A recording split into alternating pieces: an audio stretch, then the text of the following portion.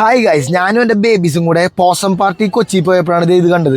പിള്ളേര് മൂർക്കൻ പാമ്പിനെ വെച്ചിട്ട് അങ്ങോട്ടും ഇങ്ങോട്ടും പിടിയും വലിയും. പോസം പാർട്ടിയിലേക്ക് എൻട്രി ചെയ്തപ്പോൾ തന്നെ അവിടെ കുറെ ആൾക്കാർ ഡോഗ്സിനെയൊക്കെ വെച്ച് ഫോട്ടോ എടുക്കണ്ടായി.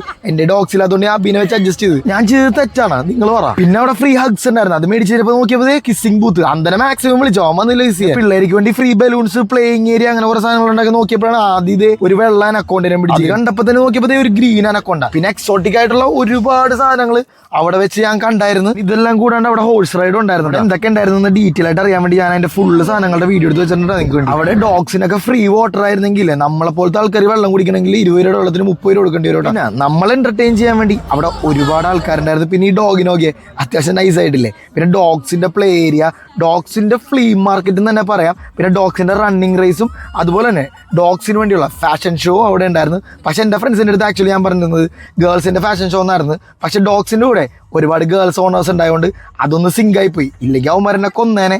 ലാസ്റ്റ് നമ്മുടെ ജോബേട്ടൻ്റെ പാട്ടും കേട്ട് സന്തുഷ്ടനായി ഞങ്ങളെല്ലാവരും അവിടെ നിന്ന് പിരിഞ്ഞ്. അപ്പം ഞാൻ ഇനി പുതിയൊരു വീഡിയോ വരുന്നതായിരിക്കും.